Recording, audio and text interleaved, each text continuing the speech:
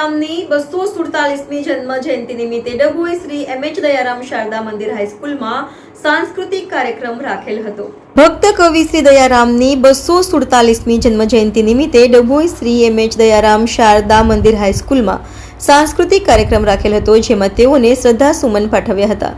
મૂળ ડભોઈ તાલુકાના ચાંદોદ જન્મભૂમિ અને ડભોઈ દર્ભાવતીના ભાણેજ અને કૃષ્ણ ભગવાનના ભક્ત અને સમગ્ર ગુજરાતમાં ગરબી તેમજ પદોથી અને કૃષ્ણ ભગવાનની ભક્તિથી પ્રખ્યાત થયેલા કવિ દયારામ શ્રીને 247મી જન્મ જયંતિ નિમિત્તે ડભોઈ દયારામ હાઈસ્કૂલ ખાતે તેઓની યાદમાં સંસ્થાના પ્રમુખ શ્રી દીપકભાઈ ભોઈવાલા અને શાળાના આચાર્ય શ્રી સુનિલભાઈ રાઠવા, યોગેશભાઈ પટેલ, અનિલભાઈ ચાવડા, લાલજીભાઈ ચૌધરી, જયશ્રીબેન ગજર, આશાબેન કાપડિયા, વૈષ્ણવીબેન શુક્લ અને શિક્ષકો દ્વારા સાંસ્કૃતિક કાર્યક્રમ રાખેલ હતો, જેમાં બાળકોએ સુંદર રીતે ગરબીના પદોને નૃત્ય રૂપે રજૂ કર્યું। શિક્ષકશ્રીઓ દ્વારા પ્રવચન રજૂ કર્યું।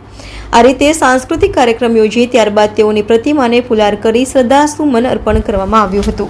આજરોજ ભાદરવા સુદ 11 ભક્ત કવિ શ્રી દયારામભાઈની 247મી જન્મ જયંતિ નિમિત્તે આજે સવારે દયારામ ભક્ત કવિ દયારામની પ્રતિમાને ફુલહાર કરી ત્યારબાદ શ્રી દયારામ કેળવણી મંડળ સંચાલિત દયારામ શૈક્ષણિક સંકુલમાં આજરોજ ગરબી, પદ, ભજનો વગેરે કાર્યક્રમ રાખી વિદ્યાર્થી, વાલી, શાળાના શિક્ષકો તેમજ મંડળના પ્રતિનિધિ તરીકે શ્રી દીપકભાઈજી ભોવલાએ પણ હાજર રહી કાર્યક્રમમાં વિદ્યાર્થીનીઓ દ્વારા જે પદ ગરબી રજૂ કરવામાં આવી એમાં ખૂબ ઉત્સાહભેર વિદ્યાર્થીઓએ આ કાર્યક્રમને સફળ બનાવ્યો। ભક્ત કવિ દયારામનો જન્મ ડભોઈ નજીક આવેલા ચાણોદ ગામમાં 1777માં થયો હતો। એમણે પોતાનું કર્મભૂમિ ડભોઈમાં વિતાવ્યું।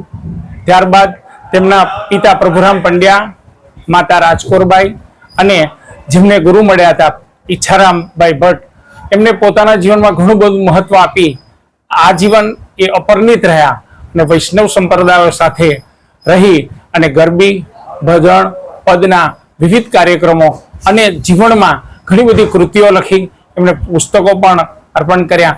એવા ભક્ત કવિ દયારામભાઈની આ 247મી જન્મ જયંતિ નિમિત્તે દયારામ કેળવણી મંડળ, શ્રી દીપકભાઈ ભોઈવાલા સાહેબ તથા શાળા પરિવાર એવા ભક્ત કવિને કોટી કોટી વંદન।